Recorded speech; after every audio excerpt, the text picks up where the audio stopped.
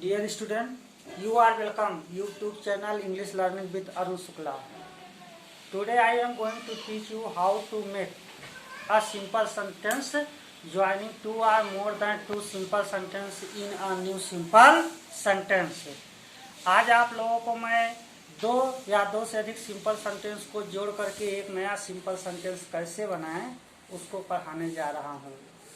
Simple sentence क्या है, मैंने पहले वीडियो में बताया कि सिंपल सेंटेंस वो है जिसमें एक ही फिनिट वर्ब आए। फिनिट वर्ब का काम कौन करता है? वर्ब का फर्स्ट फॉर्म और सेकंड फॉर्म, ये हमको ध्यान में रखना है। क्लियर? अब जैसे हमने बताया कि जो यूज ऑफ सिंपल सेंटेंस बनाने के लिए 7 रूल हैं। There are 7 rules to make a simple sentence. So in this video we are going to see first rule, use of participle. Use of participle. First rule to make a simple sentence is use of participle. Participle का प्रयोग। There are 3 kinds of participle: present participle, past participle and perfect participle. Present participle first form of the verb plus ing। जैसे going है तो going क्या है, इसे हम क्या बोलेंगे? Present participle. Third form of the verb is known as past participle. And having plus verb का third form is known as perfect participle. तो ये है, ये पार्टिसिपल उस वर्ब को बोलते हैं, ये इन्फिनिट वर्ब के अंतर्गत आता है और यह वर्ब और एडजेक्टिव दोनों का कार्य करता है। Participle do the work of both verb and adjective. Clear? तो देख लेते हैं, इस एग्जांपल देखते हैं।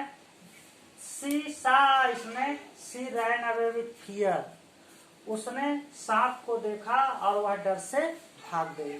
तो प्रेजेंट पार्टिसिपल या पार्टिसिपल का यूज करते कब हैं? जब दो या दो से अधिक वाक्यों को जोड़कर एक सिंपल सेंटेंस बनाते हैं तो दोनों सेंटेंस या दो से अधिक जो सेंटेंस हैं उनका सब्जेक्ट एक ही होना चाहिए। अगर सब्जेक्ट, जैसे देखिए यहाँ पर सब्जेक्ट एक ही है, सी और सी, लेकिन जो फिनिट वर्ब है यहाँ सा है, second form of the verb यहाँ रैन है, तो दोनों डिफरेंट हैं, दोनों अलग अलग चीज हैं। लेकिन दूसरा वाला जो वर्ब है, कार्य है, वो क्यों प्रकट हो रहा है? पहले वर्ब के कारण। यानी ही सा, इसने की रैन अवे विथ फियर, वह भागा क्यों? डर करके, क्योंकि उसने सांप को देखा। तो जो कार्य पहले होता है उसको हम प्रेजेंट पार्टिसिपल में बदल देते हैं। किस में बदल देंगे? प्रेजेंट पार्टिसिपल में। और फिर जो कार्य बाद में होता है उसको हम फिनिट वर्ब में ही रहने देते हैं। तो इसका क्या हमने किया कि इसका वर्ब का फर्स्ट फॉर्म बना दिया, सा का फर्स्ट फॉर्म सी, इसमें ing जोड़ दिया तो सीइंग। और जब सीइंग हो गया तो बन गया present participle seeing a snake, सांप को देख करके सी रैन अवे विथ फियर, वह डर करके भाग गई, सी रैन अवे विथ फियर। तो बन गया। अब देखिए पूरे सेंटेंस को। तो जब दो अलग अलग सेंटेंस थे तो 2 फिनिट वर्ब थे, एक रैन और एक सा। अब देखिए यहाँ से यहाँ तक सेंटेंस में देखेंगे तो केवल एक सिंगल फिनिट वर्ब आपको मिलेगा, रैन। तो this is the example of simple sentence. Second example, I was hungry I took my food. मुझे भूख लगी थी, मैंने भोजन किया। तो भोजन क्यों किया? भूख लगी थी। तो यहाँ पर वाज है और वाज का मूल रूप क्या है? बी का फर्स्ट फॉर्म होता है इज एंड आर और सेकेंड फॉर्म होता है वाज और वर। तो यहाँ वाज है तो वाज का फर्स्ट फॉर्म क्या लगा दिए? बी में ing आ गया। तो बीइंग हंग्री, भूखा हूँ, भूख लगने पर आई टुक माय फूड, मैंने भोजन किया। तो एग्जाम्पल हो गया, यानी ये भी बन गया सिंपल सेंटेंस। अब यहाँ पर एक ही फिनिट वर्ब रह गया केवल टू। क्लियर? पहले भूख लगी, उसके बाद मैंने भोजन किया। तो जो कार्य पहले होता है उसको हम प्रेजेंट पार्टिसिपल में बदल देते हैं। थर्ड एग्जाम्पल देखिए, I found my pen, it was last. यहाँ पर इट वाज लास्ट, ये third form of the verb है, वर्ब का थर्ड फॉर्म है। यह हमने बताया कि जो पार्टिसिपल होते हैं, चाहे वह प्रेजेंट पार्टिसिपल हो, चाहे पास्ट पार्टिसिपल, चाहे परफेक्ट पार्टिसिपल, ये वर्ब और एडजेक्टिव दोनों का कार्य करते हैं। यहाँ पर वर्ब का थर्ड फॉर्म के रूप में यूज किया गया है, एडजेक्टिव का भी कार्य करेगा, इसलिए मैंने इसको बना दिया I found my last pen. ये जो एडजेक्टिव का भी कार्य करता है, यहाँ से उठा करके मैंने यहाँ पेन से पहले रख दिया, पेन इज नाउन, और नाउन से जब पहले यूज कर दिया तो ये क्या बन गया, एडजेक्टिव, शुद्ध रूप से एडजेक्टिव बन गया। तो क्या हो गया, I found my last pen. अब कितने फिनिट वर्ब आए पूरे सेंटेंस में, एक ही। तो अब देखिए भाव भी निकल रहा है, दोनों वाक्यों को जोड़ भी दे रहे हैं, सिंगल फिनिट वर्ब आ रहा है, इसलिए सब सिंपल सेंटेंस बन रहे हैं। आगे देखिए, she has completed her written work, she went to market. उसने अपना कार्य कंप्लीट कर लिया और उसके बाद मार्केट गई। तो जब दो कार्य हो एक ही व्यक्ति के द्वारा और एक कार्य पूरी तरह से कंप्लीट कर लेने के बाद दूसरा कार्य करता है, उस केस में हम लोग परफेक्ट पार्टिसिपल का प्रयोग करते हैं। इसमें थोड़ा समय का अंतर भी रहता है, ध्यान रखिए। जैसे she has completed her written work, उसने अपना कार्य कंप्लीट किया और फिर कुछ देर के बाद मार्केट गई होगी, तो सी वेंट टू मार्केट। यहाँ पर देखिए, she saw snake, she ran away with fear. जैसे ही उसने सांप को देखा वैसे ही भागना प्रारंभ किया होगा, लेकिन यहाँ पर ऐसी बाध्यता नहीं है। यहाँ कंप्लीट काम किया होगा, कुछ देर आराम किया होगा, तभी गया होगा मार्केट। तो यहाँ समय का डिफरेंस रहता है, सब्जेक्ट सेम रहता है, एक ही व्यक्ति के द्वारा दो कार्य किए जाते हैं। जो कार्य पहले किया जाता है उसको हम परफेक्ट पार्टिसिपल में बदल देते हैं, जो कार्य बाद में होता है उसको हम फिनिट वर्ब में रहने देते हैं।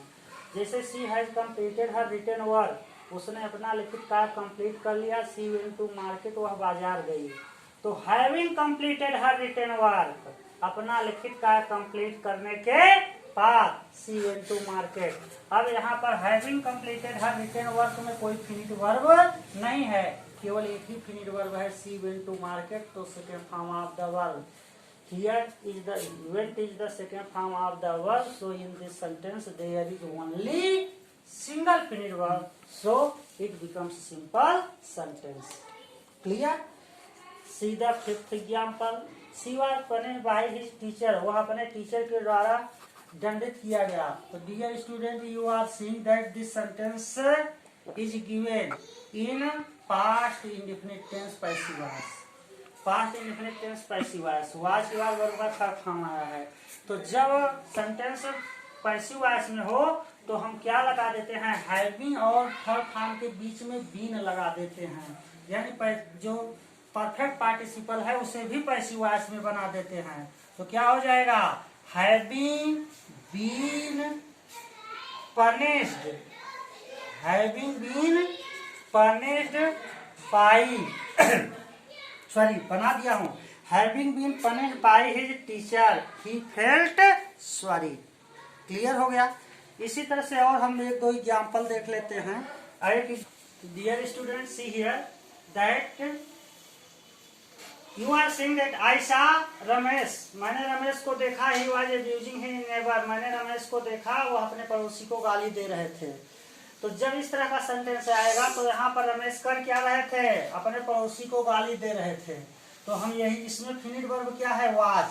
अब इसको हम गायब कर दें और पूरा वाक्य को जोड़ दे तो हमारा सिंपल सेंटेंस बन जाएगा।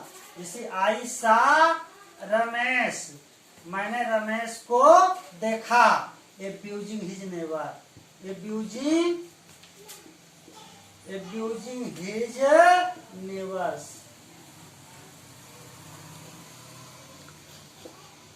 आई saw Ramesh abusing his neighbour, मैंने रमेश को अपने पड़ोसियों को गाली देते हुए देखा। तो so dear student, in this video I taught you use of participle.